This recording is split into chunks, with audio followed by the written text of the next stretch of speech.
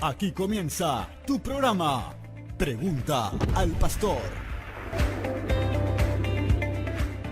Muy buenas tardes, muy buenas noches, según donde nos esté mirando.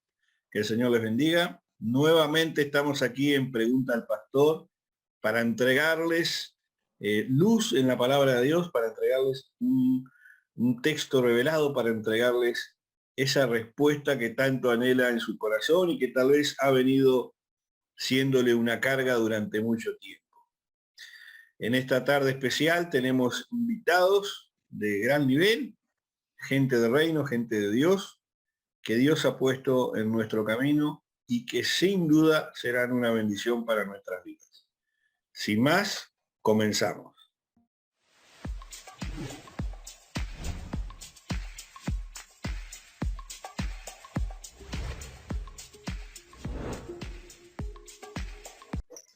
Padre amado y bendito Dios, te damos gracias en esta tardecita, Señor, por permitirnos estar juntos en este panel, Padre, para poder compartir, aprender, Señor, y poder enseñar de alguna manera tu santa y bendita palabra, Señor. Queremos pedirte en esta hora, Padre, que tu Espíritu Santo esté guiando nuestras vidas, esté tocando las vidas de aquellos que han de recibir en esta tardecita, Señor, la respuesta a sus preguntas, Padre. Que cada una de las respuestas sea dirigida por tu santo y bendito Espíritu, Señor, que sea tocando las vidas, que sea trayendo, Señor amado, esa claridad, Señor, esa luz a la vida de aquellos que escuchen, Señor, y que también aquellos que van a seguir escuchando este programa, Padre, aún grabado, Señor, que sea de bendición, que sea, Señor amado, un programa, Señor, que impacte las vidas, Señor, y que traiga, Señor, claridad, Señor. Una vez más te pedimos, Señor, porque es esto lo que deseamos en nuestro corazón, traer al oyente, Señor amado. Que tú bendigas a cada uno, así como a nuestras vidas, Señor, que tú nos des gracia, nos des sabiduría, Padre, y que puedas, Señor, tocar e impactar las vidas en el nombre de Jesús. Amén y amén. Preguntas y respuestas con base bíblica. Usted pregunta y el pastor responde. Espacio Pregunta al Pastor. Búscanos en YouTube y Facebook. Pregunta al Pastor. Muy, pero muy buenas tardes. Dios les bendiga. Es un gusto y un privilegio estar en el programa una vez más. Pregunta al Pastor. Les saludamos en la paz y en el amor del Señor. Y tengo una pregunta que había quedado de otros programas anteriores. Una interesante pregunta donde nos preguntaban si realmente descendía un ángel en el estanque de Betesda. Miren qué interesante pregunta. En San Juan capítulo 5, allí la Biblia relata que había un estanque en Jerusalén y había un hombre que estaba por 38 años al borde del estanque esperando supuestamente el movimiento del agua y que alguien le ayudara a entrar al agua, ¿no? Allí se hace presente Jesús en este estanque de Betesda y le pregunta al hombre, ¿verdad? Todos más o menos conocemos la historia, San Juan capítulo 5, y dice, hace muchos años que estoy aquí y cuando el agua se mueve, cuando desciende el ángel, alguien me gana, se tira primero y es sanado. Bueno, la pregunta va por ese lado, si realmente descendía un ángel en el estanque. Para comenzar a desarrollar la respuesta, tenemos que decir que el estanque no solo existió, sino que existe. Si vamos a Jerusalén, vamos a encontrar que el estanque de Betesda existe y existe donde la Biblia dice que existe. Eso para comenzar, el estanque es real, es un lugar histórico y geográfico comprobable que la Biblia dice que existe. Sobre el otro tema, sobre el otro asunto, si descendía un ángel, bueno, acá hay mucha cosa interesante, porque en esos días Jerusalén y Israel estaba bajo el dominio del Imperio Romano, y los romanos creían en el poder curativo del agua, algo que habían heredado de los griegos, y creían en los poderes curativos del agua. Y donde estaban los romanos era muy común que construyeran muchas piscinas, muchas piletas, para que la gente se introdujera en el agua, porque ellos creían en los poderes curativos del agua. Algo interesante que descubrí del estanque de Betesda es que constaba de dos partes. Había una parte más abajo y otra piscina más arriba con una compuerta en la cual, cuando se abría la compuerta de más arriba, o la esclusa, también se llama, se usa la palabra esclusa, cuando se abría esa esclusa, el agua de la piscina de más arriba entraba en el estanque de Betesda y provocaba un movimiento del agua, renovando el agua. Eso también en la cultura popular era lo que ellos decían, que un ángel removía el agua. Por otra parte, también los romanos creían en la diosa del agua, Hidra, que también ellos decían que tenía poderes curativos y que podía curar. En fin, lo que podemos ver es que Jesús se hace presente en ese escenario y trae verdadera sanidad a este hombre. Por lo que yo pude estudiar y comprobar, es más bien una creencia, más bien una tradición, una creencia folclórica popular, que creían que ese movimiento del agua era un ángel que descendía y era cuando el agua de la piscina era renovada. Más allá de que obviamente sabemos que los ángeles de Dios existen, sabemos el poder que Dios le ha dado a los ángeles, que operan bajo las órdenes de Dios, todas esas cosas que son bíblicas, que los ángeles son espíritus ministradores a favor de los herederos de la salvación, pero en el contexto en el que está el asunto, es un contexto romano, donde ellos creían en los poderes curativos del agua y tenían mucha cultura en cuanto a estar adentro de las piscinas. Allí Jesús se hace presente en este asunto, como yo lo veo y lo pude estudiar, rompiendo esos paradigmas, rompiendo esas tradiciones, rompiendo esas creencias populares que muchas veces rayan el ocultismo, y trayendo verdadera sanidad a este hombre que estaba allí y que por mucho tiempo y no podía ser sanado. Allí Jesús entra y él lo sana realmente, y ahí vemos la misericordia de Dios con su pueblo y con sus hijos.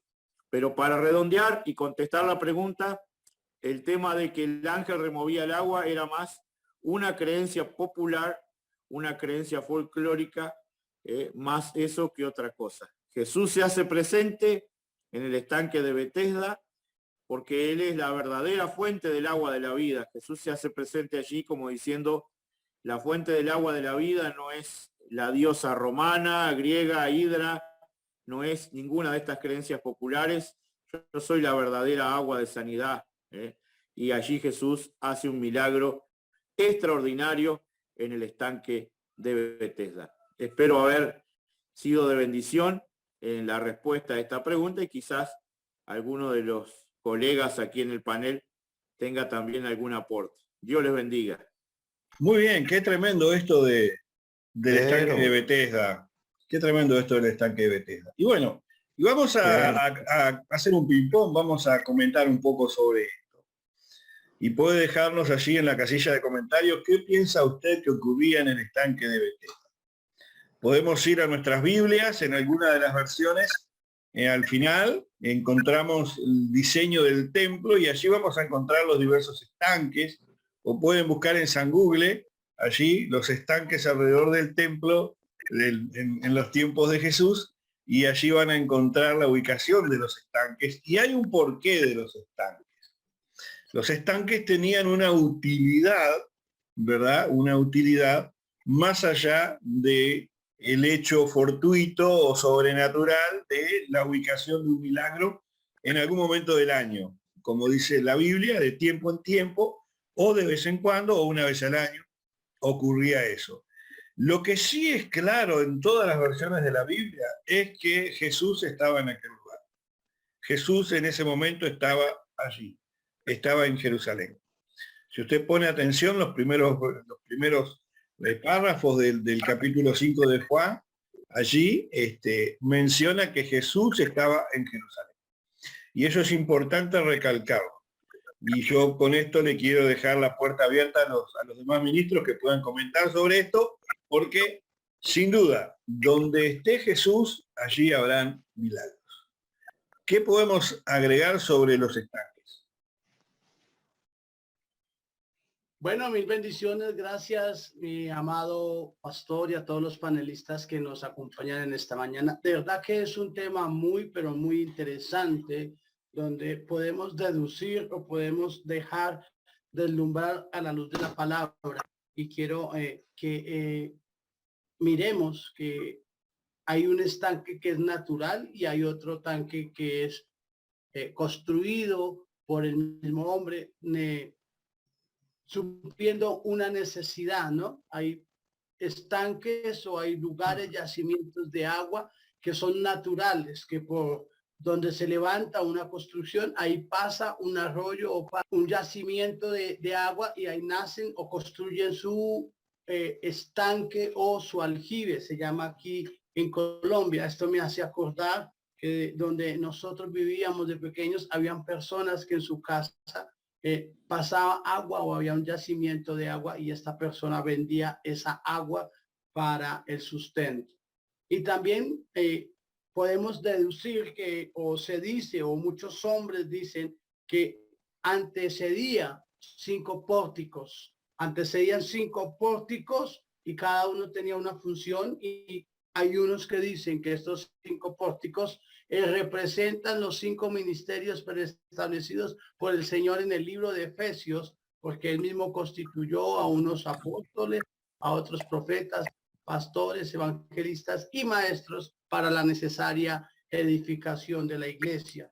Esto podría decirse que sería algo ascendente o descendente en el desarrollo de la persona en la vida cristiana, y que todos los que servimos en el Señor deberíamos pasar por estos 5 pórticos, deberíamos ocupar los 5 lugares para ser preestablecidos en el lugar que Dios ya ha designado para cada una de nuestras vidas. No sé si soy claro, pero este pozo de Betesda, este lugar de Betesda, es un lugar, como decía nuestro apóstol Raúl Ponce, de tener la seguridad y la certeza que si tú estás ahí, Dios llega donde tú estás, siempre y cuando estés confiado y seguro en él.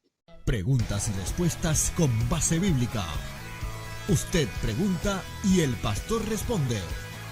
Espacio Pregunta al Pastor. Búscanos en YouTube y Facebook.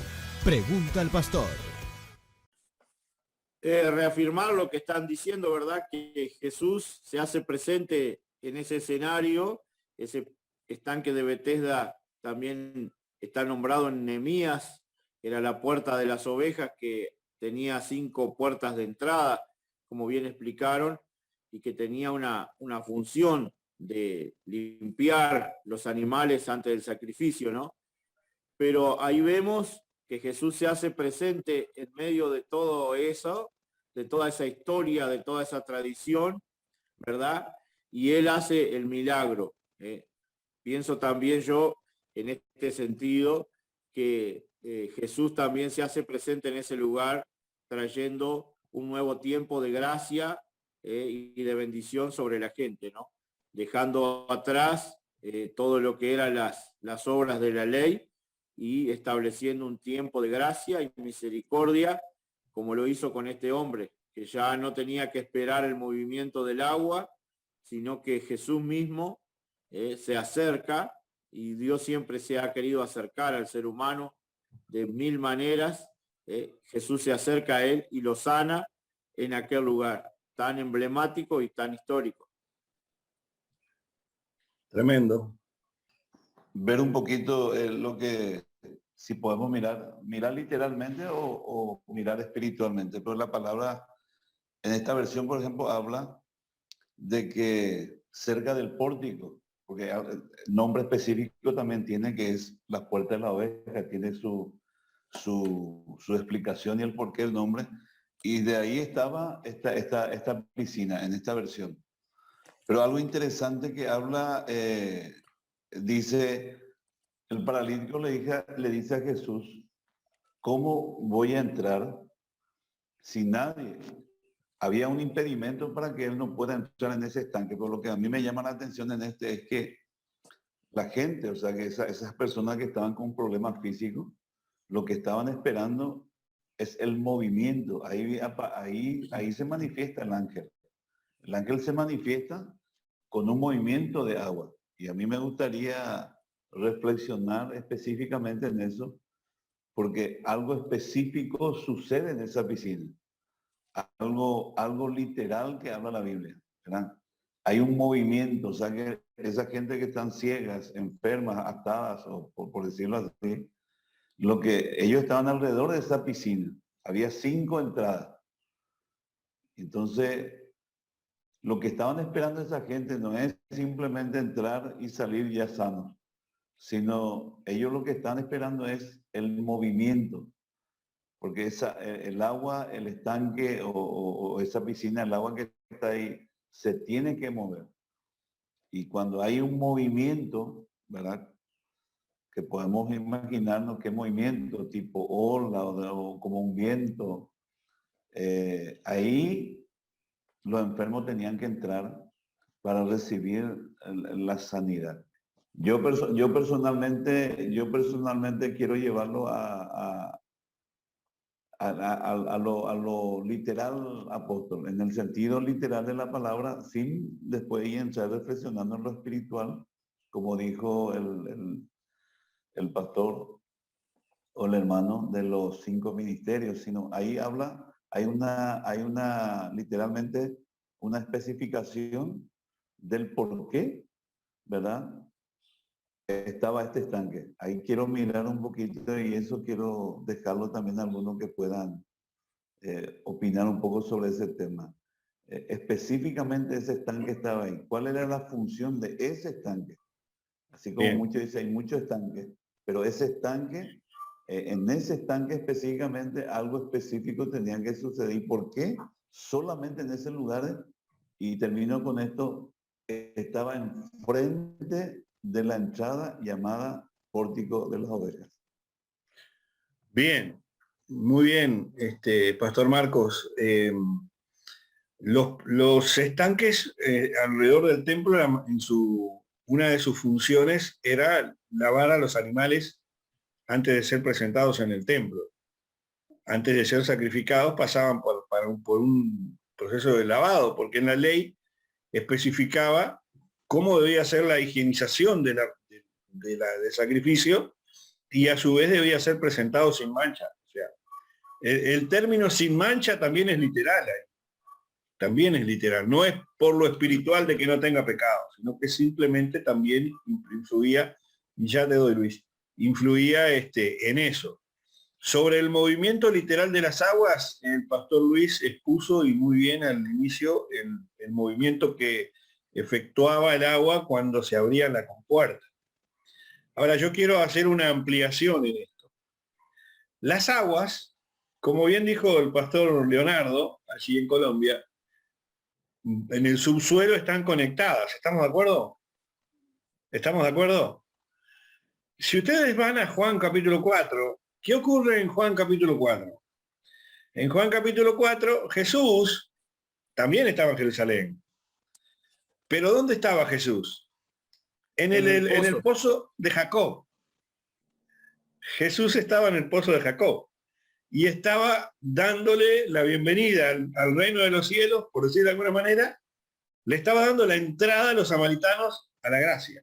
Al mismo tiempo ocurre el pasaje paralelo, podríamos llamarle, del estanque de Betesda. Pastor Luis.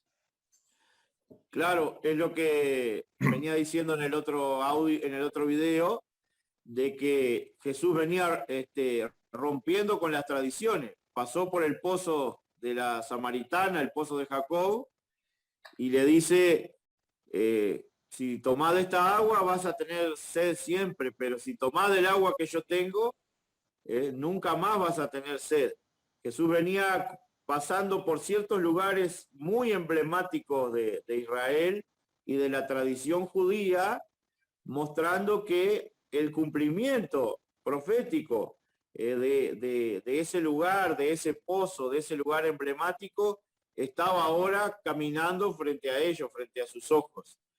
Y de la misma manera, como bien dijo recién el pastor Marcos, la pregunta que hace el paralítico, ¿cómo he de entrar? Esa pregunta tiene mucho, porque él dice, ¿quién me va a meter? ¿Cómo he de entrar? ¿Verdad?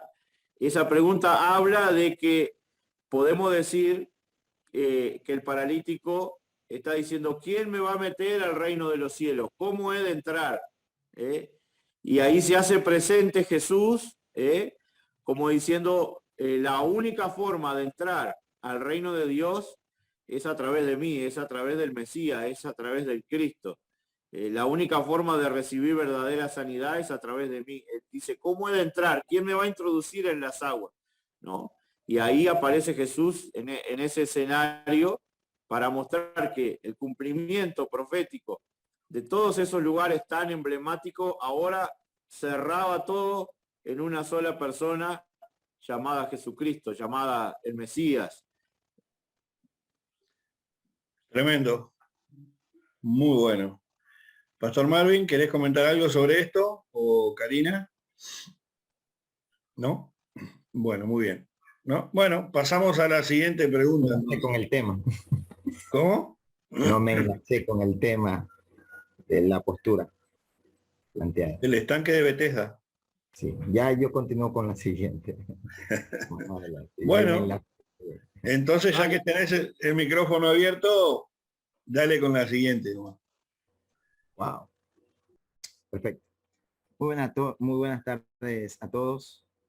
Que el Señor les bendiga. Muchas gracias por estar junto a nosotros acá, siendo parte de este programa de Pregunta al Pastor. Y como este programa está lleno de preguntas, en realidad, para poder aclarar todas las dudas que hay en nuestra mente, en nuestro corazón, para eso se ha reunido este panel. Yo quiero tratar una pregunta que nos llegó y es ¿a quiénes representan? ¿A quiénes representan el anticristo, el falso profeta y la bestia? Esta es una pregunta muy importante, una pregunta escatológica que tiene gran relevancia, en especial en este tiempo. Y quiero precisamente hablar de aquello. Para esto quiero pedirle que abra conmigo su Biblia, libro de Apocalipsis, capítulo 13, en el verso 1. Y dice así: el dragón se paró sobre la arena del mar y vi que subía del mar una bestia que tenía 10 cuernos, 7 cabezas, y en sus cuernos había 10 diademas, y en sus cabezas habían nombres blasfemos. Realmente esto es muy profundo. Aquí nos está hablando, cuando habla de estas bestias, cuando habla de la bestia que vio que era semejante a un leopardo, que tenía pies como de oso, que tenía boca como de león, y dice que el dragón le dio su poder y su autoridad. Nos está hablando de imperios que ocurrieron siglos atrás. En el libro de Daniel se especifica aún más sobre estos imperios, tal y como son los imperios griegos, medo-persa y aún el imperio babilónico. Imperios que se destacaron, unos por su intelecto, otros por su fuerza, por lo aplastante como el oso sería el imperio medo-persa, y el siguiente imperio, el babilónico, pues por la razón de ser comparado como un león de devorador. Entonces,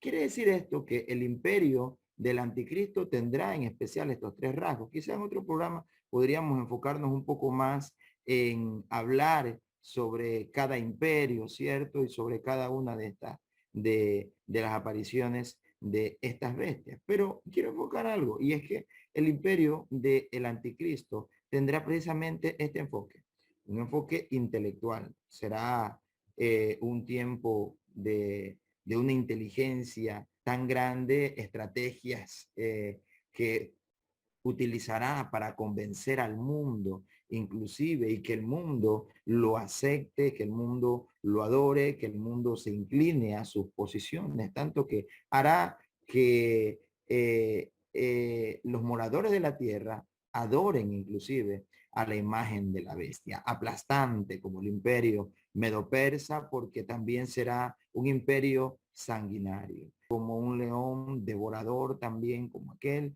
Será un tiempo de gran confusión, un tiempo de un gran caos religioso, pero sabemos que aún en una manada hay muchos leones, pero hay uno que es el macho alfa, y ese es el león de la tribu de Judá, nuestro Señor Jesucristo, el cual se levantará y pues en su momento pondrá las cosas en su lugar. Pero dice el verso 13 que vio en el verso 2 que le dio su poder y su trono. Entonces, no solamente tendrá los atributos de poder ser inteligente, fuerte, aplastante y todas estas cosas, sino que también el diablo le entregará su trono. Entonces, cuando hablamos de el anticristo, el falso profeta, cuando hablamos de la bestia, estamos hablando de una imitación. El diablo odia a Dios, pero siempre ha tratado de imitar lo que el Señor hace, lo que el Señor ha hecho, pero no ha podido. Mientras estudiaba esto, notaba yo algo muy importante, y en especial la participación del falso profeta. Notemos que el libro de Malaquías, en el capítulo 4, en el verso 5, hay prácticamente una promesa, y es que antes de que una de las señales, por así decirlo, para la aparición del Mesías, es que primero venga Elías. Jesús le dijo al pueblo en aquel tiempo que Elías ya vino, y ellos al contrario no lo aceptaron, no lo quisieron escuchar, y en vez de eso pues se fueron encima de él. Entonces una de las señales para que pueda aparecer el Mesías es que en primer lugar aparezca Elías como profeta. Notamos algo, y es que el verso 3 dice que el anticristo, en este caso dice, y vi una de sus cabezas como herida de muerte, pero su herida mortal fue sanada, y la tierra entera se maravilló y seguía tras la bestia. Entonces, este ser sufrirá un atentado y luego volverá a la vida, pero no será por la obra de Dios, sino por una obra infernal. Así se imitará la resurrección de nuestro Señor Jesucristo. El mundo quedará pasmado al ver lo que ha ocurrido en la tierra y las cosas que están pasando. Entonces, por eso dice que adoraron al dragón, porque había dado autoridad a la bestia, y adoraron a la bestia diciendo, ¿quién es semejante a la bestia y quién puede luchar contra ella? Mire, no solamente adoraron a la bestia, sino también a la imagen de la bestia, al mismo Satanás. Este tiempo será un tiempo en el cual yo pienso que el satanismo tendrá su mayor influencia. Creo esa una de las razones por las que hoy en día ya estas cosas no son como eran antes, un poco más ocultas. Al contrario, el satanismo hoy en día es algo más frontal, es algo más directo, no se oculta, no es algo oculto, al contrario, la influencia que trata de haber en el satanismo es cada vez más grande. Hace un par de años atrás veíamos cómo habían construido ya en algunos países, inclusive iglesias en donde habían personas que se estaban reuniendo para adorar a Satanás. Y esto ya se empieza a volver una propuesta para la gente. Y hay mucha gente que empieza a adorar a Satanás, así como hay iglesias también que se han construido en los cuales empiezan a adorar inclusive a extraterrestres, algunos con la esperanza de una especie llamado los Aronaki, entre otras cosas más. Y cada vez vemos como está tratando de distraerse la adoración a Dios por la adoración a algo o a alguien o contra seres que están precisamente en contra de Dios, en este caso de el satanismo. Pero en este tiempo, Satanás logrará su acometido, que la gente lo adore. Por esa razón, la Biblia dice que él le dio su poder, dice, y le dio su poder y le dio su trono. En alguna ocasión, el mismo Satanás se presentó delante de Jesús en el libro de Mateo, capítulo 4, si no me equivoco, y le dice, si tú postrado me adoras, si postrado me adoras, yo te entregaré todos los reinos de la tierra. La respuesta de Jesús fue muy clara. Sin embargo, notamos acá esta propuesta. ¿A quién le entregará a Satanás su poder y su trono, la autoridad que el mismo hombre le ha entregado a él? Pues Satanás no tiene ninguna autoridad sobre el hombre que no sea la que el mismo hombre le cede a él. Entonces, Satanás le entregará su poder y su trono al anticristo. ¿Por qué? No solamente porque él lo va a adorar, sino porque el anticristo hará que los moradores de la tierra le adoren también a él. Entonces empezamos ya a encontrar las imágenes y vemos a Satanás tratando de ocupar el lugar del Padre. Encontramos al anticristo ocupando el lugar del Hijo y vamos a encontrar también al falso profeta tratando de ocupar el lugar del Espíritu Santo. ¿Por qué? Porque el Espíritu Santo es el que promueve la adoración a Jesús y el falso profeta será el que promueva también la adoración al anticristo. Entonces, nos encontramos con esta sala. Nos encontramos con esta sala y vemos ahora cómo Satanás es un imitador de Dios. El ministerio de Satanás se basará precisamente en eso, en la muerte y en la resurrección. Será lo que traerá asombro a todo el mundo, a toda la humanidad. Traerá un gran asombro. Durante toda la historia han existido falsos profetas. Dios desde el principio, hablando a Moisés, habló sobre cómo inclusive denunciar a los falsos profetas. Siempre lo han habido. Pero este será el mayor de todos los falsos profetas. Tanto que en la escritura lo conocemos como una bestia. Dice que la primera bestia sale del mar, pero la segunda bestia sale de la tierra, de la muchedumbre de los pueblos. ¿Cuál es la tierra de las tierras prácticamente que nosotros conocemos? Es precisamente Israel. El falso profeta entonces tendrá que ser un líder judío, alguien nacido en Israel, para que en Israel puedan aceptarlo. El anticristo podrá ser de lo que también se le conoce como la diáspora, un judío no nacido en Israel, pero sin embargo sí teniendo el linaje de ellos mismos, pueden nacer en cualquier otra parte del mundo. Amén. Sin embargo, el falso profeta sí será un líder judío. Tiene que ser. ¿Para qué? Para que este hombre tenga respeto, para que este hombre tenga aceptación de las demás personas. Es lo que tiene que ser entonces el falso profeta. La escritura dice que será manso como un cordero, pero hablaba como un dragón. ¿Qué es lo único que sale de la boca del diablo? Son insultos, son blasfemias contra Dios. Este falso profeta hablará con un poder de convencimiento, en contra de Dios a todos los que se queden, en este caso, de el arrebatamiento.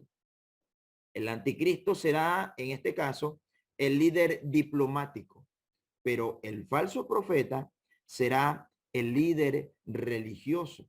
Es lo que será él. Y es el área precisamente más importante de de los judíos. Es la parte más importante para cada uno de ellos. Entonces vemos acá cómo se dividen el trabajo. El falso profeta será el líder religioso y el anticristo será el líder diplomático. Entonces, el diablo se sentirá el padre, el anticristo se sentirá el hijo y el falso profeta se sentirá el Espíritu Santo. La labor del diablo siempre ha sido tratar de disfrazar la mentira como una verdad. Pues aunque no tiene la capacidad de ser creador como Dios, es muy creativo también, es muy creativo. Y en este tiempo de gran tribulación, el Señor le permitirá a Satanás ejercer su poder y su trono sobre los tibios, fríos, sobre todos aquellos que estén en este tiempo de la gran tribulación, contra los incrédulos, contra los abominables, contra aquellos que lastimosamente no han tenido temor ni reverencia hacia Dios. Satanás se proclamará Dios, pero va a llegar la hora en la que el Señor le dirá: yo soy el Señor de señores, yo soy el Dios de dioses, el Rey de reyes. Vendrá el momento en el que Jesús se pondrá en ese lugar. Algo más quiero acotar, y es que notemos algo. El corazón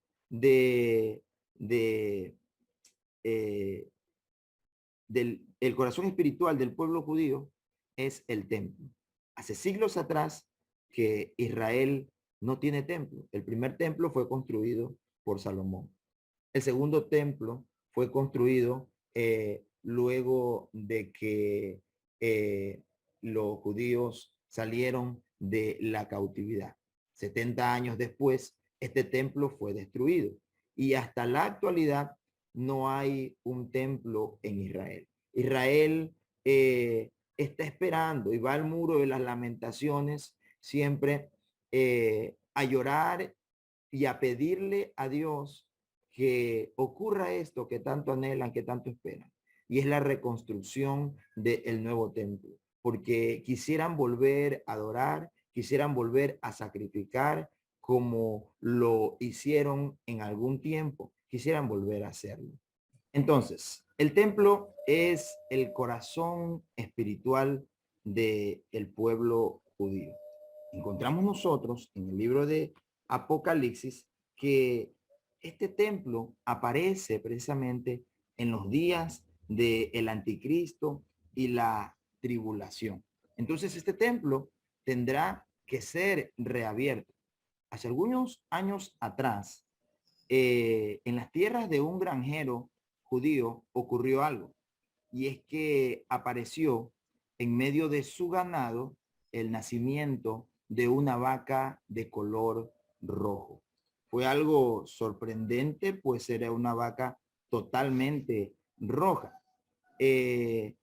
Algunos empezaron a hablar sobre este asunto hasta que algunos rabinos se enteraron de esto y quedaron maravillados. ¿Por qué? Porque esta vaca roja es precisamente parte de la historia de los sacrificios que ocurrieron en Israel en su mejor tiempo. Pero esta raza había desaparecido hace muchos siglos atrás. Sin embargo, ahora reapareció. Los científicos en Israel empezaron a trabajar también en poder volver a restaurar esta raza y entre cruces y cruces. Hoy en día, en nuestra actualidad, en Israel ya hay un ganado vacuno especialmente y específicamente de color rojo. Han logrado reproducir un ganado nuevamente genéticamente, han trabajado para que el ganado de la vaca roja vuelva a ser parte del ganado convencionalmente en Israel. Y es precisamente lo que se utilizará para el sacrificio. Una de las cosas que marcó la historia del profeta Elías fue aquella ocasión en la que hizo descender fuego desde el cielo. Y fue cuando el pueblo dijo: ciertamente Jehová es Dios. El pueblo que en ese momento estaban congregados en el monte, todos empezaron a decir, Jehová es Dios, porque se convencieron por la señal sobrenatural que Elías hizo en aquel momento. Entonces, si empezamos a unir ciertas cosas y a ver el campo que puede venirse próximamente, en los próximos años, no lo sabemos cuánto tiempo exactamente faltará, pero sí sabemos que los días de el anticristo y la gran tribulación en la tierra están cada vez más cerca. Entonces, podemos notar algo. Está aquí la aparición ya en nuestros días, en nuestra actualidad, de el sacrificio. Ya está prácticamente preparado, ya está prácticamente listo, solo esperando la orden, solamente esperando la manifestación de quien lo ofrezca. La importancia del falso profeta en este tiempo, precisamente creo que radica en esto, porque dice que tendrá autoridad hasta para poder hacer descender fuego desde el cielo. Vemos también acá que hay ya un trono, prácticamente nos está hablando de un tercer templo en donde se realizará el sacrificio.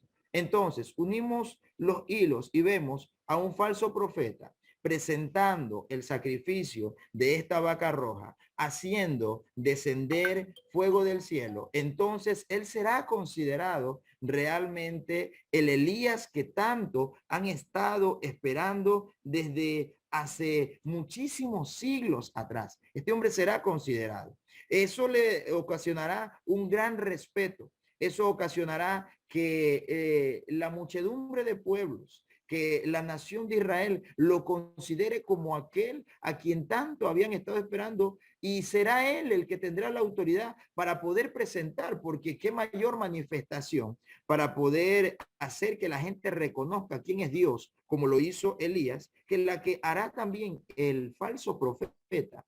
Y dirá que el anticristo precisamente será el enviado del Señor. Entonces, el anticristo, así como el espíritu de el falso profeta, perdón, así como el espíritu de Dios promueve la adoración hacia el Hijo, hacia nuestro Señor y Salvador Jesucristo, así el falso profeta promoverá la adoración hacia el anticristo. La tierra quedará maravillada cuando éste haya resucitado, pero eso no será todo lo que él necesite. Necesitará que el falso profeta promueva la adoración hacia él para que él pueda ser aceptado por los demás, y de esa forma, el imperio del anticristo se establezca sobre estos días acá en la tierra. El diablo ha tratado siempre de imitar todo lo que Dios ha hecho, pero lo que no ha podido es imitar su creación. Entonces vendrá ese momento en el cual dice que inclusive infundirá aliento sobre la imagen de la bestia. Y esta imagen hablará blasfemia, pero todo el mundo le adorará. Y así el diablo cumplirá con su acometido lo que ha querido desde el principio: recibir adoración, ser semejante a Dios.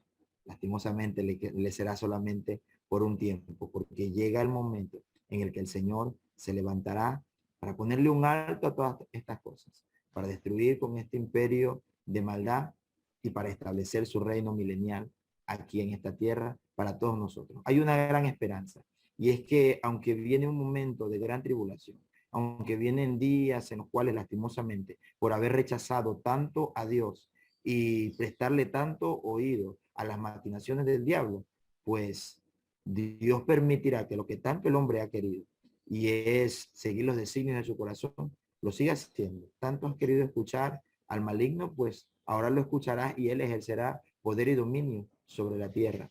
Pero también Dios pondrá un alto a estas cosas.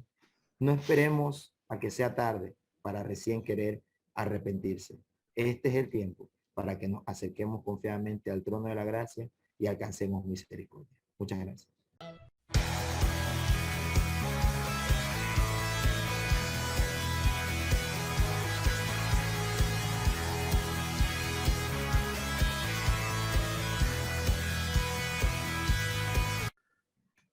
gracias, amados, gracias, Pastor Marvin, por entrar en esa profundidad escatológica y de sucesos proféticos que nos enseña este libro de Apocalipsis. Pero también es claro deslumbrar un poco que en este proceso o en este tiempo que habla este libro de Apocalipsis, capítulo 13, la iglesia ya no va a estar, ya no estaría la iglesia, ¿no? Es claro ponerlo en evidencia porque los primeros capítulos del libro de Apocalipsis, hablo del capítulo 1 al 4, lo que hace Dios es poner en orden la iglesia y le dice a la iglesia, ustedes deben de estar en estas condiciones o yo espero o aspiro a que la iglesia esté en estas condiciones para poder ser quitada y para poder ser llevada. Y en el capítulo 4 empieza a desarrollarse en profundidad lo que sería ya la tierra sin la iglesia, porque ya habíamos sido tomados por el Señor y llevados con él. Y en este tiempo, dice la palabra, y muy explícitamente explicaba nuestro amado pastor Marvin, cómo el mismo Señor venía nuevamente a retomar el gobierno sobre la tierra, ¿no? Entonces aquí miramos que en estos sucesos la iglesia ya no estaría. Por eso ahí vendría Jesús, venía el Rey de Reyes, el Señor de Señores, y volvería a tomar el trono que siempre le ha correspondido y que siempre ha sido de él. Y no vendría el Señor Jesús solo, sino vendría con, como dice la palabra, con los escogidos para pelear la buena batalla de la fe. Es todo lo que tengo que agregar, que en estos sucesos la iglesia ya no estaría. Es tiempo, como decía el pastor Marvin, es tiempo en que nos pongamos a cuentas a Dios para que no tengamos que vivir esos sucesos que narra la palabra aquí en Apocalipsis capítulo 13. Hola, muchas bendiciones. Estamos aquí otra vez con el programa Pregunte al Pastor. Mandamos saludos a todos los pastores y participantes del programa, todos los que nos acompañan de varios países del mundo. Mandamos saludos y muchas bendiciones. Aquí les habla el pastor Domingos Martins desde Uruguay, la tierra bendecida de Uruguay. Amén. Muchas bendiciones y saludos para todos en el nombre de Jesús. Y tenemos hoy aquí una pregunta muy interesante acerca de los dinosaurios y extraterrestres. El amigo Douglas de Ecuador nos pregunta acerca de estos temas. ¿Existieron los dinosaurios? ¿Existen los extraterrestres? Bueno, una pregunta muy interesante, dos preguntas interesantes, y vamos a buscar aquí la respuesta a través de la palabra de Dios. Amén. Lo que la Biblia nos revela acerca de estos temas y lo que habla el Señor. Amén. Por eso vamos a entender en el nombre de Jesús. Primeramente, los dinosaurios o extraterrestres son mencionados en la Biblia. Y la respuesta es no. No son mencionados en la Biblia. Ninguno de los dos. Ni dinosaurios ni extraterrestres. Pero no significa que no hay un entendimiento bíblico acerca de estos temas. Ahí está el punto. Aunque la Biblia no menciona esos temas específicamente, mas podemos buscar un entendimiento acerca de eso, un entendimiento de parte del Señor. Amén. Y bueno, y eso es lo que vamos a hacer. Primeramente, vamos a entender acerca de los dinosaurios, ¿ok? Y para entender los dinosaurios, vamos a ir a Génesis, capítulo 1. Yo te invito a que abras tu palabra, o si no, yo te voy a leer ahora. Génesis capítulo 1, versículo 1. Y ya antes de leer también yo puedo adelantar que los dinosaurios sí existieron. Obviamente, hasta hoy la ciencia, la arqueología han encontrado fósiles de animales enormes, gigantescos, que son llamados de dinosaurios. Obviamente hay toda una clasificación, hay varios tipos de animales, Y la respuesta que sí, los dinosaurios existieron. Y aquí tenemos, como yo decía, tenemos la prueba a través de los fósiles. Mas ellos sí existieron, y sabemos que existieron, ¿por qué no son mencionados en la Biblia? ¿Por qué? Bueno, vamos a entender eso, ¿ok? Y la Biblia dice así, en Génesis capítulo 1, dice la palabra de Dios, en el principio creó Dios los cielos y la tierra. Y la tierra estaba desordenada y vacía, y las tinieblas estaban sobre la faz del abismo, y el Espíritu de Dios se movía sobre la faz de las aguas. Bueno, la primera cosa que vemos aquí en Génesis es que Dios creó en el principio los cielos y la tierra. ¿Ok? Y el versículo 2 dice que la tierra estaba desordenada, vacía y en tinieblas. Mas paremos para pensar, ¿será que nuestro Dios, que creó los cielos y la tierra, la creó así, de esta manera, en tinieblas? Vacía, desordenada? No. El Señor la creó de manera perfecta, buena, bendecida. Creó Dios los cielos y la tierra. Pero entre el versículo 1 y entre el versículo 2 acontecieron muchas y muchas cosas que no son mencionadas. ¿Y por qué no son mencionadas, Pastor Domingos? Porque no nos interesa o no es importante que sepamos. Bueno, ¿cómo así, pastor? Vamos a explicar mejor. En Deuteronomio, capítulo 29, versículo 29, la palabra de Dios nos revela algo muy importante. Deuteronomio, capítulo 29 y versículo 29. Dice, las cosas secretas pertenecen a Jehová nuestro Dios, mas las reveladas son para nosotros, para nuestros hijos, para siempre, para que cumplamos todas las palabras de esta ley. Bueno, las cosas secretas, las cosas ocultas y que no tenemos una revelación, pertenecen a Dios. ¿Ok? Y él que sabe de todas las cosas, el Señor es que sabe. Pero las reveladas, las cosas que fueron reveladas, así fueron para que nosotros cumplamos. Amén. Y las cosas reveladas tienen que ver con su palabra. Para nosotros, para nuestros hijos, para que cumplamos. Entonces, las cosas que son importantes para nosotros como seres humanos, estas cosas fueron reveladas en la palabra. Y lo que no fue revelado no es importante para el ser humano. ¿Ok? No es importante. No debemos estar buscando ese tipo de respuesta. Bueno, entonces, ¿qué pasa? Aunque la Biblia no habla de los dinosaurios, sabemos que los dinosaurios están, o sea, estuvieron. Y justamente podemos ubicarlos bíblicamente en este periodo entre Génesis capítulo 1, versículo 1 y el versículo 2. ¿Por qué, pastor? Porque la Biblia también nos habla que en segunda epístola de Pedro, capítulo 3, versículo 8, que un día para Dios es como 1000 años.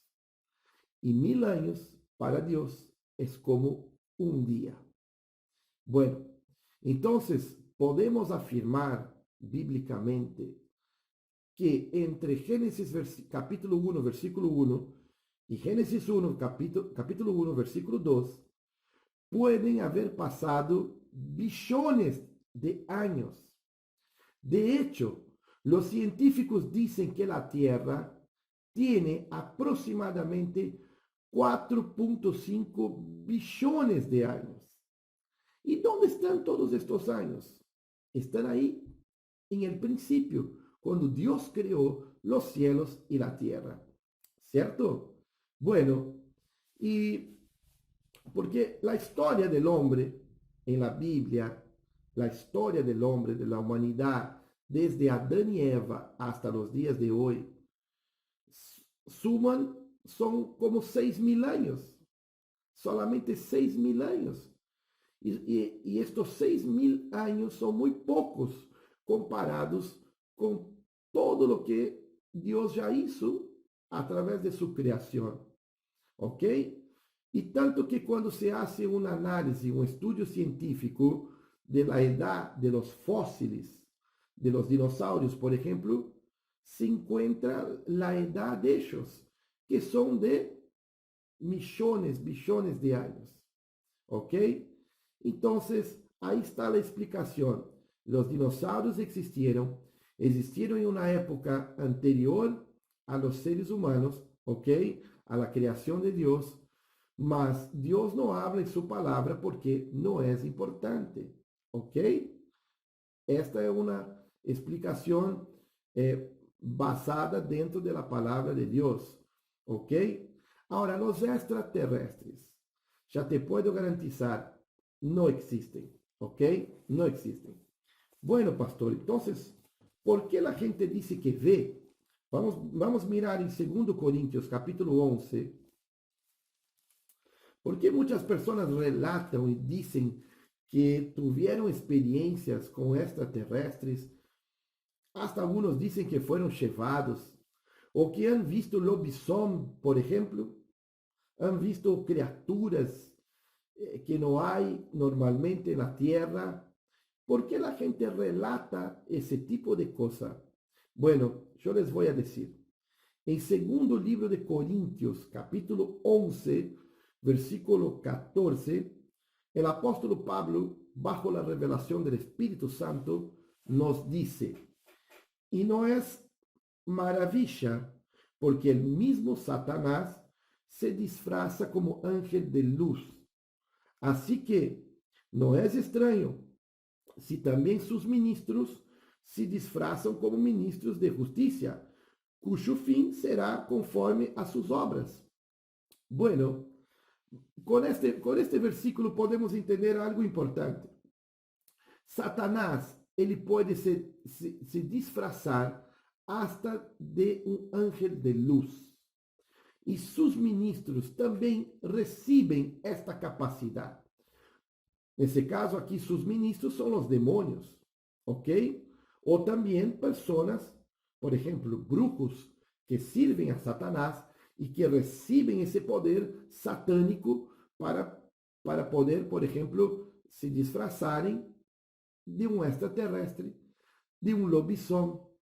Y la persona que está teniendo esa experiencia con algún demonio, piensa que está teniendo una experiencia con un extraterrestre, pero no es un extraterrestre, no es un lobisomem o cualquier otro tipo de criatura, es un demonio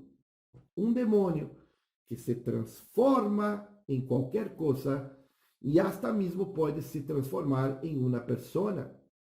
Por ejemplo, hay personas que relatan que han visto sus antepasados, algún abuelo que ya falleció, un padre, una madre o alguien de la familia, siendo que la Biblia dice que aquel que desciende a la sepultura jamás volverá a esta tierra. Y varios otros textos bíblicos también nos confirman esta enseñanza. Entonces, aquellos que se mueren no vuelven. Y tampoco vamos a poder ver extraterrestres o otros seres raros. O sea, alguien puede ver, alguien sí puede ver, mas no va a ver un extraterrestre, va a ser un demonio disfrazado en algún tipo de ser así extraño. ¿Ok? Entonces, estas son las explicaciones bíblicas. ¿Los dinosaurios existieron? Sí. ¿Ok? Los extraterrestres no existen. Lo que existe son demonios engañadores. Satanás es el padre de mentira. Satanás, él es el que engaña la humanidad y él es muy astuto para eso, mas no es más astuto que el Espíritu Santo de Dios. Por eso yo te animo, mi amigo, que usted busque la presencia del Espíritu Santo y la palabra de Dios, porque con el conocimiento de la palabra y la gracia y la guía del Espíritu Santo, no seremos engañados por Satanás. Y aún hablando con respecto al poder que Satanás tiene de disfrazarse de un ángel de luz, y sus ministros también reciben ese tipo de experiencia. Y como yo decía, los ministros aquí pueden ser demonios o pueden ser brujos, personas que hacen pactos con Satanás y que reciben ese poder para serem transformados em muitas coisas.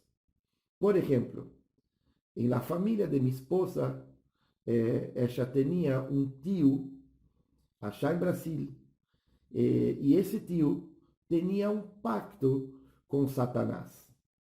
E através desse pacto com Satanás, ele tinha o poder, ele recebeu o poder para transformar-se em muitas coisas. Por exemplo, ele tinha problemas com a polícia. Sem entrar em detalhes aqui, mas em um momento ele estava correndo, tratando de escapar da polícia achá em Brasil. Resulta que ele entrou em uma mata e não teve mais para onde correr, não tinha para onde escapar, por onde escapar. E a polícia venia atrás dele. E resulta que esse tio de minha esposa decidiu que poderia se transformar em um pequeno árbol. Um pequeno árbol. E, pum, se transformou em um pequeno árbol. E disse, o tio esse de minha esposa, depois contava para a família que vino um polícia y hasta orinó en él. No lo encontraban y el policía vino y orinó en él. En ese caso era un árbol disfrazado. Y cuando el policía se fueron, los policías se fueron, él se volvió a transformar en un hombre y se fue de ahí. Y bueno, y la verdad que sabemos que estos relatos son verdaderos y Satanás tiene este poder para transformarse en ángel de luz y también llevar a sus ministros a tener esas experiencias para engañar las personas, para que las personas no crean en Dios, para que las personas hagan pactos con Satanás y no un pacto eterno con el Creador y poderoso Dios. Y yo quiero remarcar que el poder de Dios es superior, mucho más grande que cualquier poder que Satanás pueda dar al ser humano. ¿Ok? Yo quiero remarcar eso. Satanás tiene poder, mas no se compara con el poder de Dios, que es infinito. Amén. Por eso busquemos al Señor y damos glorias al nombre del Señor Todopoderoso. Un abrazo, bendiciones para todos. Aquí hay una persona o alguien preguntaba que si es lo mismo predicar que enseñar. Y esa fue la que yo decidí contestar. Y la verdad, hay mucho, como toda la palabra de Dios y en todos los temas que nosotros abordamos en Pregunta al Pastor, hay mucha tela de dónde cortar en este tema, porque la gente ha hecho una preselección y unos dicen, yo he sido llamado a predicar y otros dicen, yo he sido llamado a enseñar. Y cada uno toma una corriente diferente y predicar es una palabra compuesta que es pre de antes de enseñar. Se predica a la gran multitud, se predica a grandes personas, a gran sinnúmero de personas, pero solo se le enseña a aquel que está dispuesto a dejarse enseñar. Me explico. El pastor Marvin, el apóstol Raúl, la profeta se levantan en una tarima y predican, sueltan la palabra que Dios ha puesto en sus labios en ese momento. Y después de esto viene un trabajo muy minucioso de discipular, de cuidar, de direccionar, de enseñar. Y es un trabajo más personalizado. Y aquí encontramos en el libro, en la carta que le escribe el apóstol Pablo a Timoteo, este oficio de predicar y de enseñar que también le fue encargado a la mismo Timoteo. Pero también encontramos que Pablo le hace alusión a la importancia de la palabra de Dios al mismo Timoteo. Le dice que toda la escritura es inspirada por Dios y útil para enseñar. Dice, útil para enseñar, para redarguir y para corregir y para instruir en justicia. Y en el verso 1 del capítulo 4 del mismo segunda de Timoteo dice, y te encargo delante de Dios y del Señor Jesucristo, que juzgará a los vivos y a los muertos en su manifestación en su reino, que prediques la palabra que oístes a tiempo y fuera de tiempo, redarguye, reprende, exhorta con toda paciencia y doctrina. Entonces, el predicar va mucho más allá que hablar palabras. El predicar es demostrar quién vive en ti, quién es al que tú sigues, que mucha gente anhele y desee tener lo que tú tienes. Yo quiero ser o yo quiero tener lo que tiene Marvin. Yo quiero ser o quiero tener lo que tiene el apóstol Raúl. Yo quiero tener lo que tiene la profeta. Yo quiero tener lo que tiene Jairo. Eso es predicar. Pero enseñar es coger una persona, discipularlo y demostrarle que a pesar de la dificultad, de la adversidad, lo que usted ha hecho para mantenerse firme. La palabra de Dios dice que mire el que esté firme, mire que no caiga. El predicar es a la multitud, el enseñar es personalizado. Jesús fue un predicador ferviente y siempre encontramos predicando a la multitud, pero lo que predicaba no se lo enseñaba a todos, porque lo que le enseñaba era a aquellos discípulos que los encerraba y ya era más personalizado y lo llevaba a una profundidad mayor que la predicación. Porque ellos quedaban, dice la palabra, que los discípulos quedaban atónitos de cómo enseñaba y cómo predicaba el Señor Jesús. Pero ellos también sacaban su tiempo para cuestionar, para preguntarle, Señor, ¿y por qué dijiste esto? Y Señor, ¿por qué hablas de esta manera? Y el Señor dice la palabra que todas las cosas no nos han sido reveladas a nosotros los hombres. Ahí está la predicación, ahí está la enseñanza. Hay una gran diferencia entre predicar y enseñar. Predicar a la multitud, enseñar personalizado. Y Dios quiere ser personal contigo. Dios te quiere enseñar. Ya has escuchado muchas predicaciones. Muchos de los que nos están escuchando, muchos de los que nos están viendo, ya tienen mucha información. Pero ha llegado el tiempo de la formación. Y la formación se recibe en medio de la enseñanza. Ya escuchaste, ahora déjate enseñar por el Señor. Sí, que por ejemplo, ambas cosas también pueden ir asociadas. Si bien son diferentes, pueden ir asociadas. Puedo predicar y enseñar a la misma vez, en la misma exposición, ¿verdad? La predicación es la exposición de una verdad divina con el fin de persuadir. Esa es una definición. ¿Qué voy a persuadir? Voy a persuadir a una multitud, como decía recién el hermano, ¿de qué? De que Cristo salva, de que Cristo perdona pecados, de que Cristo viene otra vez a buscar a su iglesia, llevar a la gente a una conclusión, ¿verdad?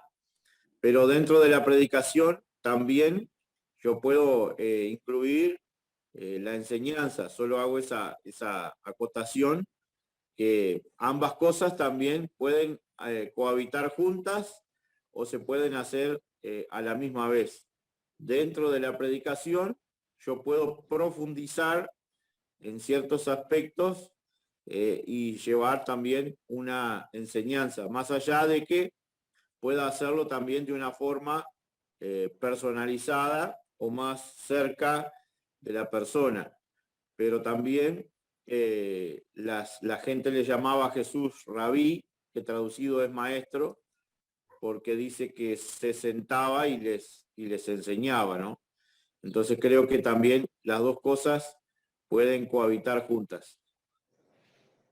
Tremendo esto, porque la misma palabra de Dios nos enseña que el predicador debe ser apto para enseñar.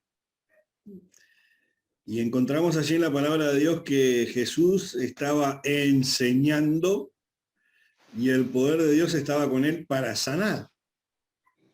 Y cuando nosotros vemos en Marcos 16, en la comisión que el Señor le da a la iglesia, es ir y predicar el Evangelio.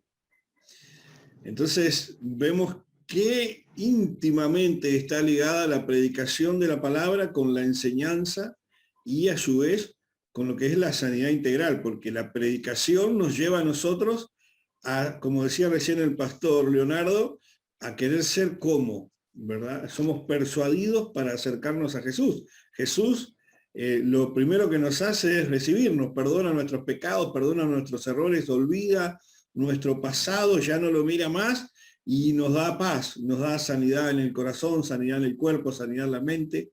Y eso a su vez nos enseña a nosotros un camino. Qué tremendo es este tema y qué poderoso es a lo que podemos llegar a definir. Pastor Marcos, ¿tenés algo que quieras aportar sobre esto?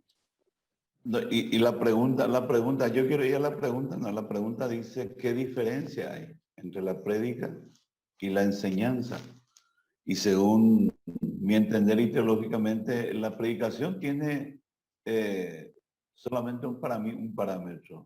Cuando vos predicas, vos te enfocás a la multitud, pero te direccionás con una sola dirección. O sea, que tenés un enfoque en la prédica, Jesús salvará, o sanidad, o milagros, o sea, lo que fuera el tema que uno toma, ¿verdad? Para llevar ese mensaje, porque la prédica es un mensaje, o sea, que podemos definirlo que es un mensaje que el siervo, la sierva o el predicador lo lleva. Pero la enseñanza, como bien decía también el que expuso, es, para mí ahí veo una diferencia, porque la enseñanza sí puede tomar parámetros conforme a la necesidad de las personas. Entonces va a ir conociendo. Para mí la enseñanza es que esa persona conozca a quien nosotros queremos que conozca. En este caso hablando del Evangelio.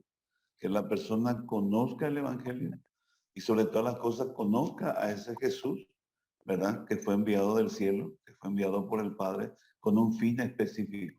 O sea que yo veo una diferencia entre la prédica y la enseñanza.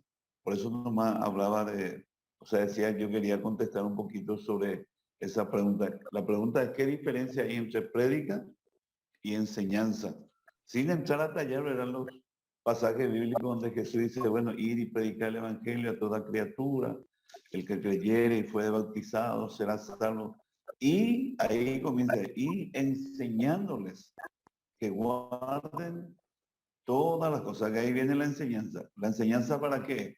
Para que aquellas personas que escuchen esa prédica, o sea, que el mensaje por una persona, ¿verdad? Esa gente o esa persona comience a tomar, ¿verdad? Esa enseñanza que está, por supuesto, en la Biblia. No sé si me explico. Perfectamente, perfectamente. Y como dice la palabra, cada cosa tiene, todo tiene su tiempo debajo del sol. Todo tiene su tiempo debajo del sol. Y yo creo que hay un cierto orden de parte de Dios. Y lo que une tanto a la enseñanza con la predicación, lo que une, el hilo conductor que hay entre uno y lo otro, es el propio Espíritu Santo.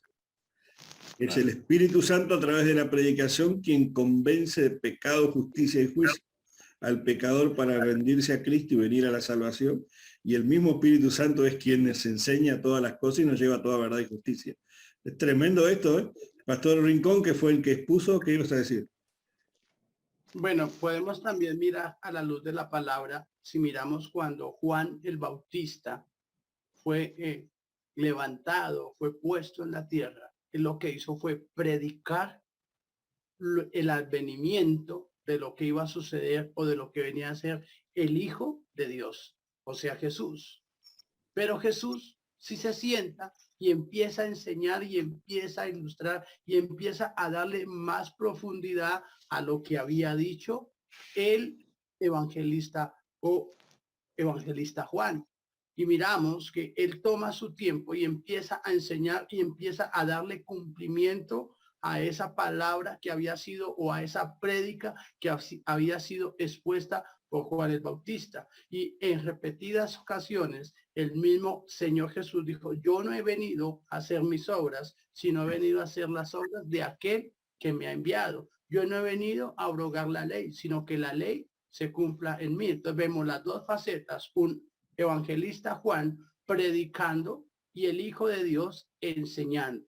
Y lo que decíamos es que no pueden ir descoyuntadas, sino que ella va siendo un engranaje. Dios nos pone personas a nuestro alrededor y empezamos a predicarle y Dios nos va mostrando el perfil de aquella persona y decimos, este hermano tiene como un don, tiene como un talento para esto, para eso, y empezamos a enseñarle y empezamos a direccionarlo, no nosotros, sino el Espíritu Santo a través de nosotros. Vea, este va a ser bueno para este, inclínelo por esto, llévelo por este lado. Entonces siempre esa predicación y esa enseñanza van engranadas, siempre tienen que ir engranadas y cogidas de la mano. Y lo que decimos, el que es exacto para predicar, creo firmemente que también es apto para enseñar. Perfecto. Pastor Luis. Sí, donde creo que hay una distancia como más grande o una diferencia mayor, si bien ambas cosas están asociadas, es que en la enseñanza hay muchos métodos de enseñanza. Eso es la diferencia que veo. La predicación, como decía el apóstol Marcos, es muy concreta. Se toma un tema y se expone y se predica a un grupo de personas o por las redes sociales o como sea, es muy concreta. Pero la enseñanza tiene una diversidad tan grande, un abanico tan grande, que puedo enseñar con imágenes, puedo enseñar a través de un libro, de lo que escribo, puedo enseñar a los niños con dibujos, puedo enseñar de muchas formas didácticas hasta donde la creatividad y la imaginación que Dios te dé te pueda llevar. La enseñanza es muy amplio, y creo que donde uno más desarrolla el ministerio de maestro y de la enseñanza es con los niños, porque si los niños te logran entender y lográs que los niños entiendan, es un desafío tremendo, y donde los niños te ponen a prueba tu paciencia, donde los niños ponen a prueba muchas veces en la escuela dominical los métodos de enseñanza que uno pueda aplicar. Creo que en la enseñanza hay una riqueza enorme, que muchas veces está sin explotar, ¿no? Hay muchos métodos de enseñanza. Hoy por hoy con la tecnología, nosotros sin decir una sola palabra, a través de un video, a través de imágenes didácticas, podemos traer una enseñanza muy clara, muy profunda. Vemos también que estos métodos ya son muy antiguos, vienen de la época de los griegos, de la época de los hebreos. había toda una pedagogía, toda una parte magisterial de enseñanza. Vemos al apóstol Pablo que dice que había aprendido sentado a los pies de Gamaliel, o sea, había muchos métodos de enseñanza ya en la antigüedad, y en la actualidad es impresionante todas las formas que podemos explotar, en el buen sentido de la palabra, para enseñar, en este caso concreto, ¿verdad?, las verdades del reino de Dios, los principios de la palabra, el evangelio, etcétera. Creo que ahí es donde la enseñanza como que se desprende un poco más de la predicación y abarca un abanico más grande de cosas. Muy bien. Bueno, Pastora Karina. Amén. No, yo quería un pequeño comentario porque la exposición de los hermanos es tremenda y muy profunda, pero me quería tomar de dos cosas. Una que dijo Luis, Pastor Luis, sobre los métodos, pero también quiero usar algo que mencionó ahí el Pastor Leonardo, que habló sobre los dones. Y como esto que la enseñanza sí va de la mano con la prédica, pero están los dones ministeriales que Dios le ha dado a cada persona. Específicamente ahí aparece en la Biblia los ministerios. Y no es lo mismo que un maestro de la palabra me enseñe la palabra, no hablando de los mensajes, de las prédicas, sino de la palabra en sí. Porque hay enseñanzas teológicas que yo, como profeta, quizás no lo pueda hacer. Puedo enseñar la palabra desde otra mirada, desde el don, desde el ministerio que Dios me ha dado. Y puedo enseñar sobre salvación, sobre sanidad, sobre muchas cosas, pero quizás si me quiero parar desde la teología, la escatología y todas estas cosas, no tenga el don o no tenga ahora, en este momento, como para enseñar. Por eso quería rescatar esto que mencionó el pastor sobre los dones, que cada uno puede enseñar de acuerdo al don, al talento que Dios me ha dado. Y claro que existen métodos y claro que yo puedo predicar y enseñar a la vez, pero sí existen los dones específicos que Dios le ha dado a personas. Y estamos delante de Raúl, que es un maestro de la palabra, que ha enseñado de una manera que quizás yo o cualquiera uno de los pastores que está acá no lo puede enseñar de esa manera y sí de otra. Entonces esto de la enseñanza, si bien va de la mano con la prédica, a mi modo de ver, tiene una cierta separación en ese sentido, en el sentido de los métodos y el qué enseñamos, ¿no? Muy bien, muy buena el aporte de la profeta Karina. Pastor Marvin. Excelente. Perfecto. Realmente felicito el aporte de cada uno de ustedes, muy, muy interesante. Y por eso el libro de Efesios capítulo 4:11 dice que a unos constituyó apóstoles, a otros profetas, a otros pastores, maestros y también a evangelistas. Cada uno conforme al ministerio al que el Señor le ha llamado, conforme a los dones que Él ha depositado en cada uno de estos. Y la enseñanza es algo muy, muy importante. Jesús fue esa una de las razones por la cual alcanzó tanto terreno, alcanzó tanta popularidad en las multitudes, no en quizá tanto en las sinagogas, pero cuando se ponía a enseñar a la orilla de la playa, en el desierto, las multitudes se acercaban allí porque expresaba verdades del reino que transformaban sus vidas. No veían la palabra como algo para acusarlos, como algo para hacerlos sentir menos, sino al contrario, veían la enseñanza de Jesús como algo que los incluía, que les volvía a dar una oportunidad, que no los hacía ver como personas inmerecedoras del amor y la misericordia del Señor. Y creo que eso cambió esa generación, cambió y fue en lo que se enfocaron también los apóstoles. Pero años más tarde empezaron a ocurrir tergiversaciones en la enseñanza y es lo que hasta el día de hoy ha traído un cambio. Hubo un tiempo conocido por nosotros en lo que es la historia de la iglesia. Vemos ahora en los años, a finales del año 1800, el tiempo de la Reforma. Hombres como Spurgeon, hombres como Moody, fueron personas que se enfocaron en algo. se enfocaron en la enseñanza. Eso hizo que haya una reforma, una reestructuración en la vida del ser humano.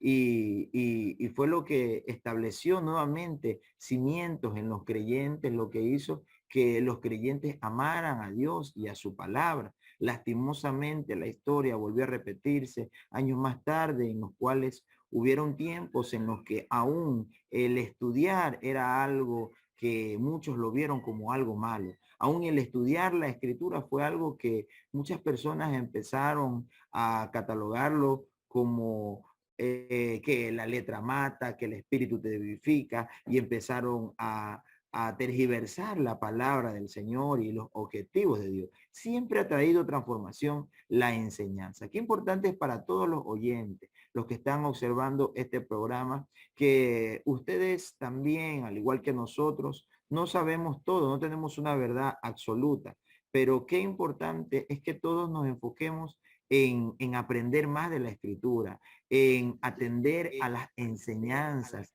de la palabra del Señor. Eso va a traer transformación en la vida de cada uno de ustedes y va a provocar cosas que ustedes no se imaginan. Tu nivel espiritual, tu vida, las luchas que tengas, tentaciones, tribulaciones, las verás de otra manera. ¿Sabes cuándo? Cuando empieces a aprender más de la escritura, cuando empieces a aprender a escuchar las enseñanzas, y así luego también podrás edificar a otros y podrás enseñarle a otras personas más. Es la única manera. Tú podrás enseñar el día que aprendas. Entonces es importante aprender ahora.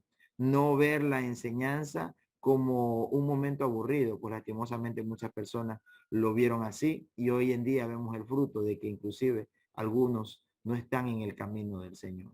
Y si no queremos seguir repitiendo las mismas historias, tenemos que aprender a estudiar más de la escritura. ¿Amén? Muy bien, tremendos aportes el día de hoy. Qué importante es este tema, como todo lo que siempre se ha planteado aquí.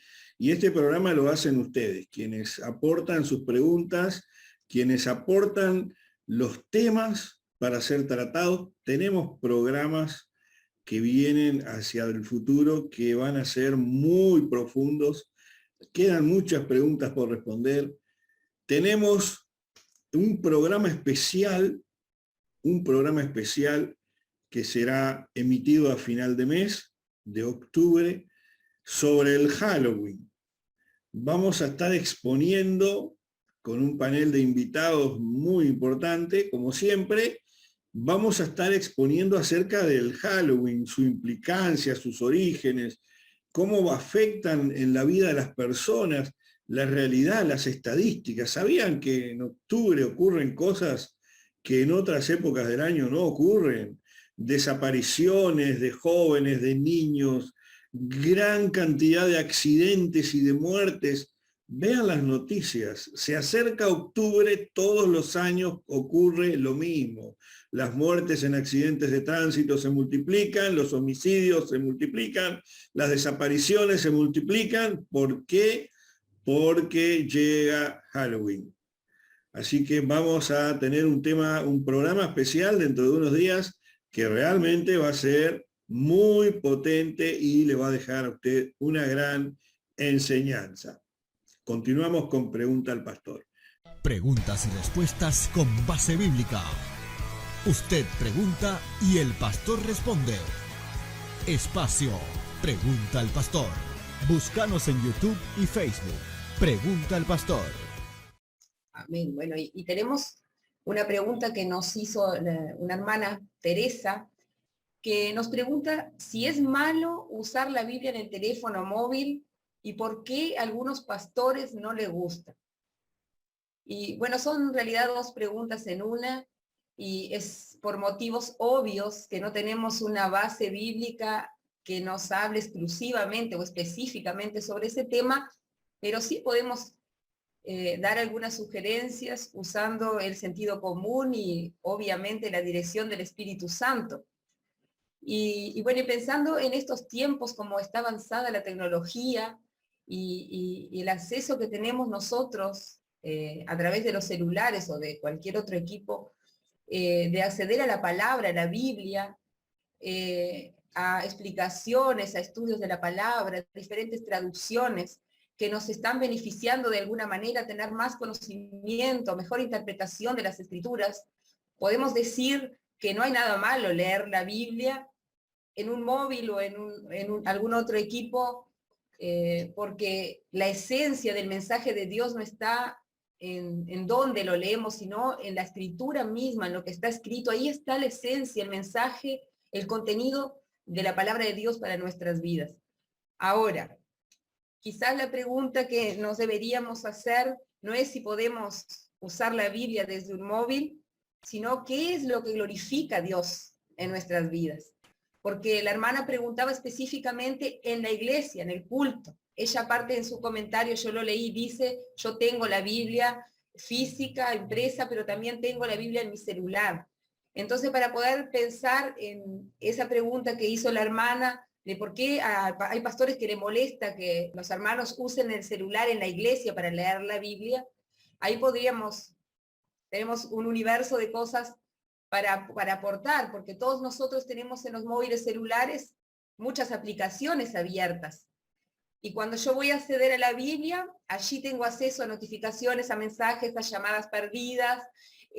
Hay un montón de cosas que nos pueden estar distrayendo o nos puede estar tomando el lugar o ocupando un tiempo que nosotros podíamos estar dedicándole solamente a la escritura, a la palabra o a prestar atención al mensaje que está predicando la persona que está dirigiendo el culto.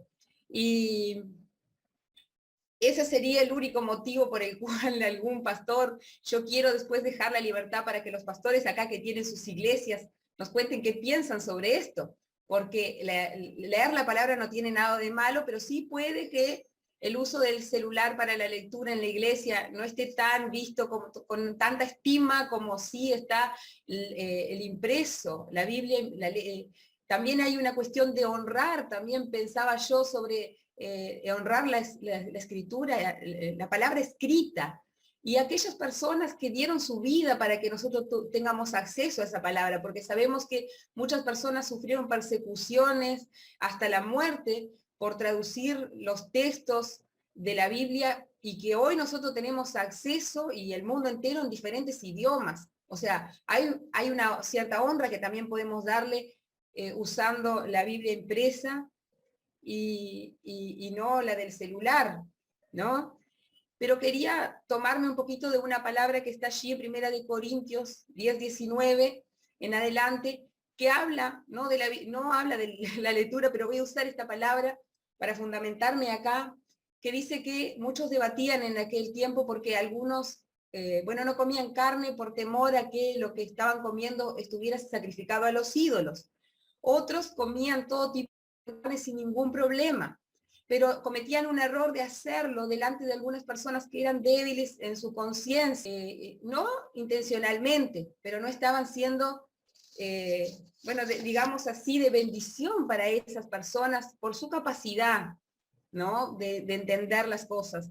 Y allí en el libro de Romanos, capítulo 14, versículo 13, dice, así que ya no os juzguemos más los unos a los otros, sino que más bien decidid no poner tropiezo o ocasión de caer al hermano. Habla algo muy claro y específico. Dice, decidid no poner tropiezo. Y si yo me voy a hacer una autoevaluación a mí mismo y a la persona que esté escuchando o esté recibiendo esta respuesta, si estoy siendo de tropiezo para mi pastor, para la persona que se sienta a mi lado, para alguien usando el teléfono celular, quizás sí sea un momento para repensar el uso de la Biblia en el celular, para podernos tomar de esta palabra, de este consejo que daba Pablo, de decidir no ser de tropiezo para uno de los hermanos que está ahí. Pero este sería, en mi modo de ver, el único motivo por el cual un pastor le diga a alguien que no está de acuerdo que lea la Biblia en el celular. Después hay otras cosas desde lo cultural que pensaba yo, lo que me ha pasado a mí. En nuestra cultura aquí en Uruguay, cuando yo me convertí al Evangelio, había todo un tema con llevar la Biblia debajo del brazo a la iglesia. yo tuve que hacer un proceso para poder hacerlo en mi adolescencia y tuve que decir, no, yo realmente amo a Jesús y bueno, no tengo que avergonzarme y la tengo que llevar.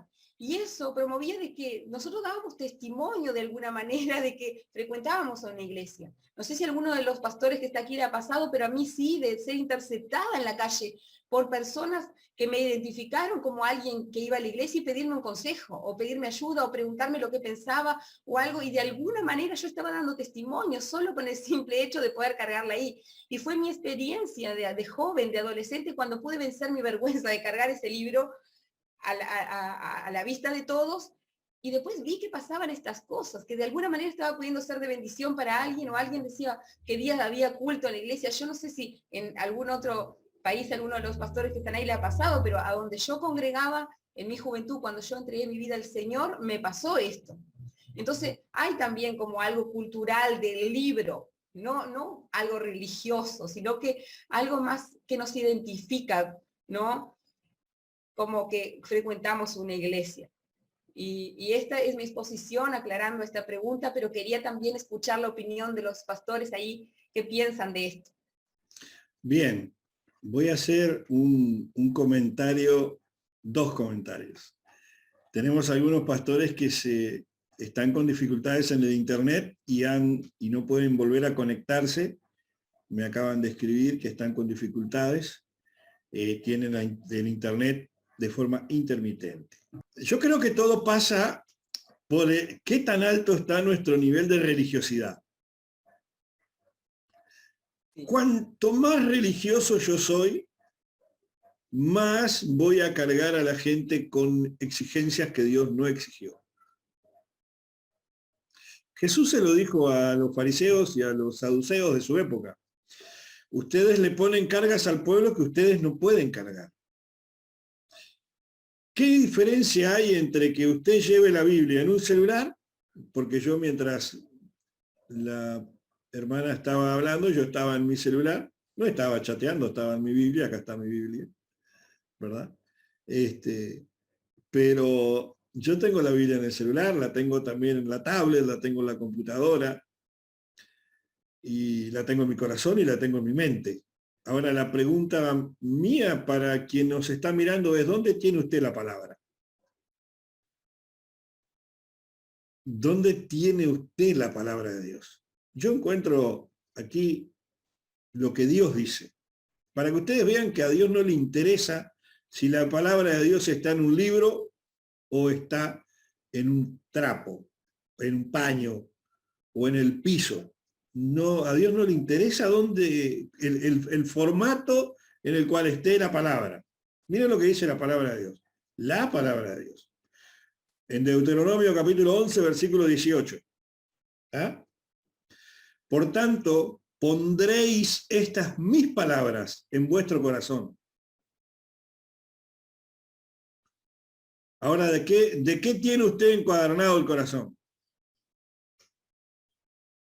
¿Cómo está encuadernado y de cuántas hojas?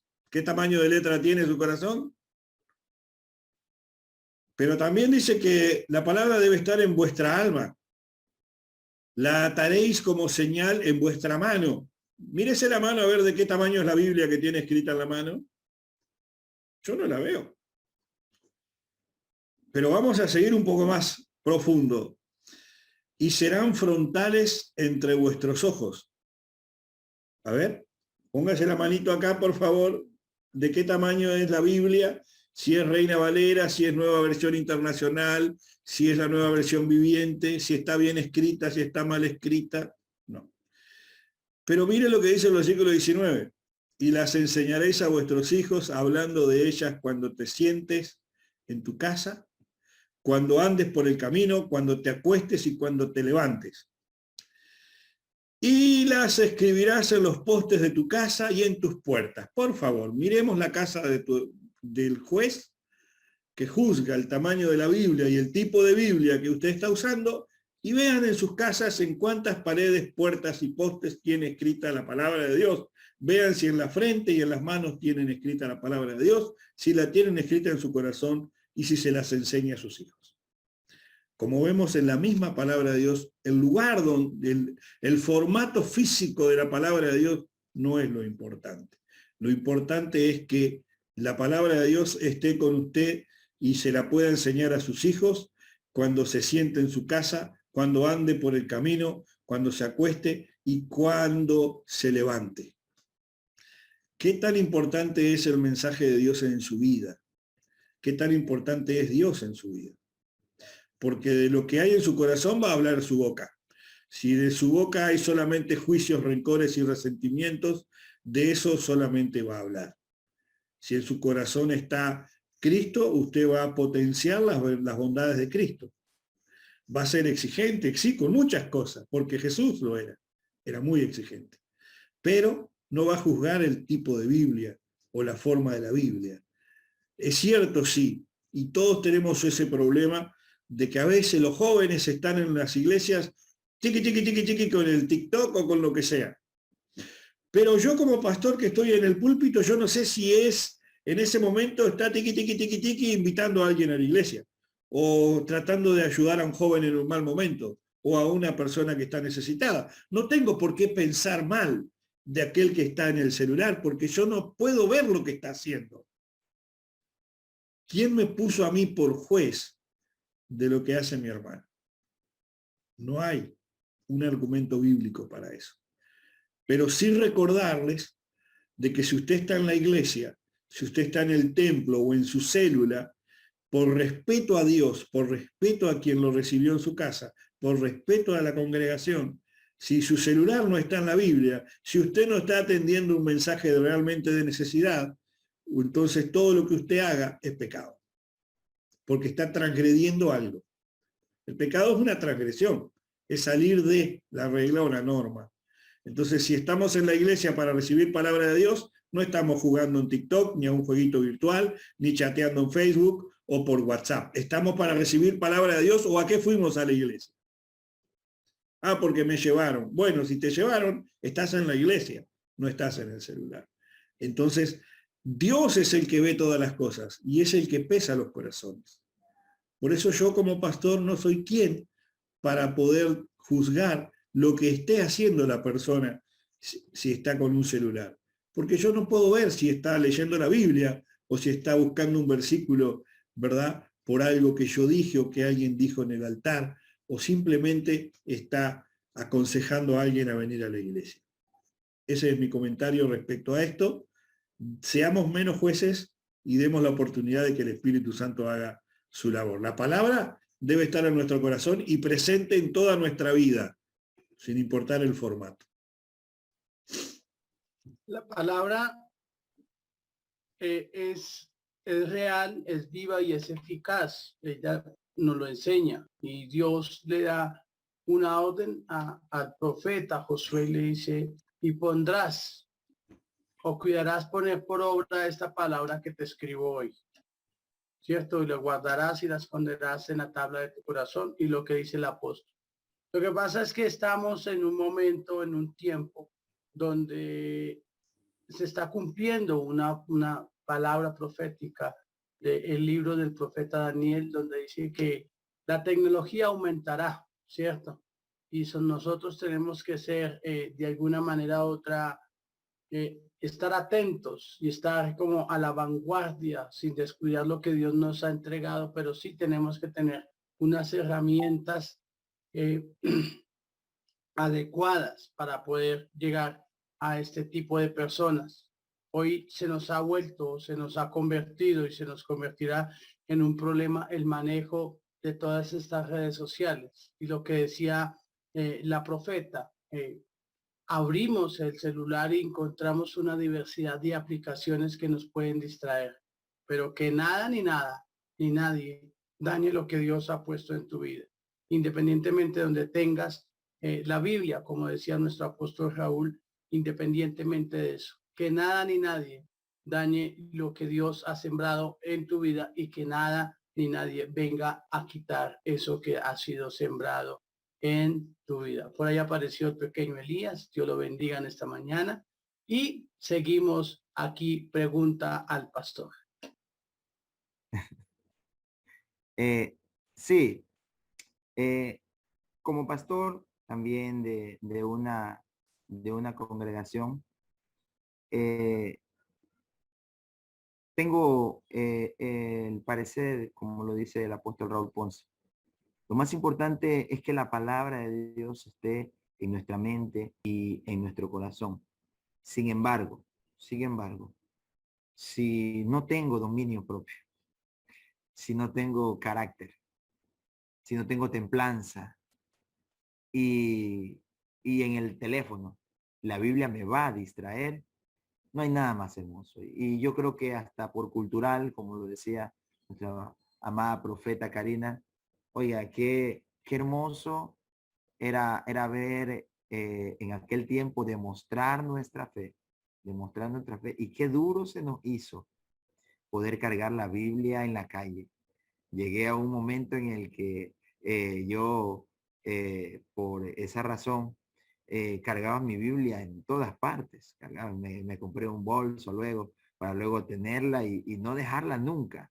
No dejarla nunca, y a cualquiera le demostraba mi fe. Si estaba en un carro, en un bus, me paraba allí con mi Biblia y empezaba a predicarle, porque era lo que me impulsaba a hacerlo. El cargar mi Biblia allí me impulsaba a demostrar mi fe. Yo tenía mi Biblia, me encontraba con una persona, inmediatamente, a ver, esa persona no me iba a decir ninguna clase de conversación que no vaya a irrespetar mi fe. Al contrario, al verme, me hacía cualquier clase de pregunta, yo me iba a la Biblia y le enseñaba mi Biblia, le invitaba a la iglesia, de en medio de las hojas le sacaba un tratado, toma tu Biblia. Lastimosamente los tiempos han cambiado, ¿cierto? Ahora, al tener el teléfono celular, podemos tener allí nuestra Biblia, pero quizá ha cambiado un poco el cómo compartimos la fe, es lo que yo les digo a los jóvenes. Ha cambiado un poco cómo compartimos nuestra fe, porque a veces estamos tan pendientes de comentar una publicación, de hablar algo de lo que hemos visto en alguna página en las redes sociales. Pero qué difícil a veces para muchas personas es compartirles una palabra, una invitación a la iglesia, cuando ahora es más fácil todavía, porque tenemos redes y todo el mundo tiene redes. Entonces, tratemos de llevar un equilibrio entre lo que es nuestra Biblia física, así como la hemos utilizado en nuestro tiempo, que la utilizamos tanto físico. Ahora, si usted no la tiene en físico, la tiene en su teléfono, trate de compartirla también, trate de enseñarla a todo el mundo. Lo que más tiene que haber en nuestra boca es la palabra de Dios, para que los dichos de nuestra boca sean dulces como la miel, y los dichos de nuestra boca, la petición de nuestro corazón, sean agradables delante del Señor. Amén. Muy bien, tremendos aportes, lindo programa, muy variado, y bueno, siempre es bueno escuchar lo que Dios nos habla a través de los ministros, y con esta libertad que siempre se les da, ¿verdad? Nosotros tenemos como política del programa no intervenir en las exposiciones de nadie, que cada uno exponga lo que Dios pone allí en su corazón para responder las preguntas o para tratar los temas que hayan que tratar. Sin importar el tipo de Biblia, el formato, lo importante es que la palabra de Dios está allí, y ella es la que transforma, y ella es la que nos muestra el camino a seguir, como dice el Salmo: lámpara es a nuestros pies su palabra y lumbrera a nuestro camino. Así que bendecimos la vida de todos los ministros que hoy nos han acompañado, bendecimos la vida de todos aquellos que nos acompañan en cada programa, y les invitamos a dejar los comentarios, a seguir compartiendo el programa, a suscribirse en el canal de YouTube y a dejarnos sus preguntas o temas a tratar a futuro. Les recordamos que en el próximo programa estaremos enfocados directamente en Halloween. Así que todas las preguntas que usted tenga sobre Halloween, háganoslas llegar a través de los mensajes en inbox, en YouTube o aquí en Facebook. Nos pueden dejar mensajes privados a cualquiera de los panelistas, nos pueden dejar mensajes privados aquí en Pregunta al Pastor, o enviar un correo electrónico a preguntalpastor@gmail.com, y allí recibimos sus preguntas, sus dudas, sus cuestionamientos y sus propuestas. Desde Pregunta al Pastor nos despedimos y será hasta el próximo programa. Hasta aquí hemos llegado con el espacio Pregunta al Pastor. Nos reencontramos. Hasta la próxima.